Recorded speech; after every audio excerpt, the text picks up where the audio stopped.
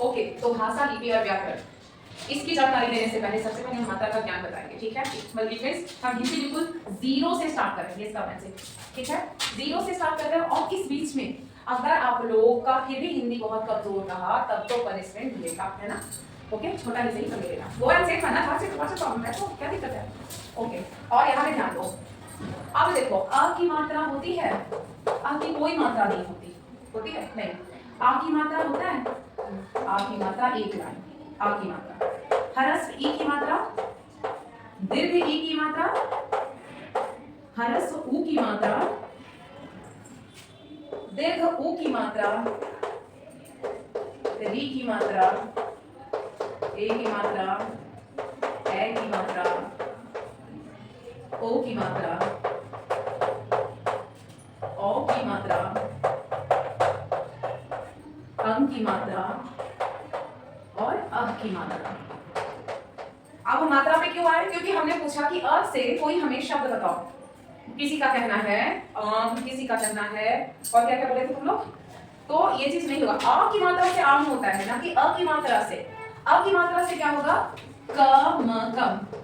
अब तो सोचोगे कि कम है, इसमें अ कहाँ है, मैम को अ कहाँ दिख गया, माइंड में आया ना, इसमें अ तुम लोग को दिख रहा, नहीं दिख रहा ना। अब देखो, अब दिखाते हैं। तो व्यंजन आप लोग को स्वर व्यंजन पढ़ाया गया होगा कि व्यंजन कभी भी अकेला नहीं होता, स्वर की सहायता उसको मिलती है तभी वो पूरा पूरा बन जाता है। जैसे क में ये क आधा होता है, इसमें हम जोड़ अ करते हैं तो ये बन जाएगा पूरा क। समझ में आया, यानी अ की मात्रा अगर पूछा जाए तो बिना कोई मात्रा वाले शब्द बताओगे, जैसे इसमें कोई मात्रा नहीं लगी है, कम है, क जोड़ अ जोड़ म जोड़ अ, यानी ये जो व्यंजन है वो अधूरा है स्वर के बिना। समझ में आया, व्यंजन क्या है, अधूरा है स्वर के बिना, इतना तो समझ में आ रहा है। आदित्य, यस, क जोड़ अ तब क बन गया, ये क बन गया, म जोड़ा म बन गया, इतना तक क्लियर है ना। ये से हम आते हैं यहाँ पे, आ की मात्रा से हम बना दिए का म काम।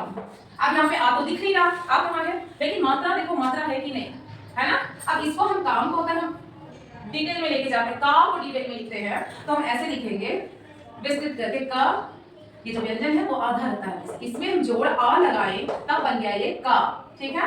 देन म आधा है, इसमें जोड़ आ लगाए तो ये बन गया म। समझ में आया है ना, मात्राओं के अकॉर्डिंग मात्राओं का खेल समझ में आ रहा है ना। अगर इस तरीके से पढ़ोगे तो हिंदी लिखना और पढ़ना बहुत ही इजी हो जाएगा। उसी तरीके से आप नीचे आते जाओ, इधर भी उसी तरीके से करते जाओ। अब यहाँ पे ए की मात्रा है तो र के ऊपर ए की मात्रा लगा दिया, ये ल हो गया रे।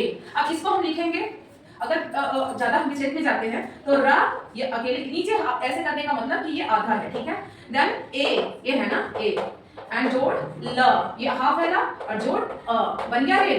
समझ में आ गया कैसे है, इसी ये पूरा लिख लोगे और जो जो मात्राएं बची हुई उस मात्राओं से शब्द बनाओगे, ठीक है, ताकि तुम लोग भी समझ सको कि कैसे मात्राओं से शब्द बना जाता है, ठीक है। एकदम जीरो से स्टार्ट करना है ताकि हिंदी में आगे चल के कोई प्रॉब्लम नहीं हो। हम लोग भारत देश में रहते हैं, हिंदी में इतना प्रॉब्लम हम लोग को हो रहा है, इसलिए ये बहुत बड़ी बात है। तो कोशिश करो पहले मात्राओं का ज्ञान करना, सभी लिखो।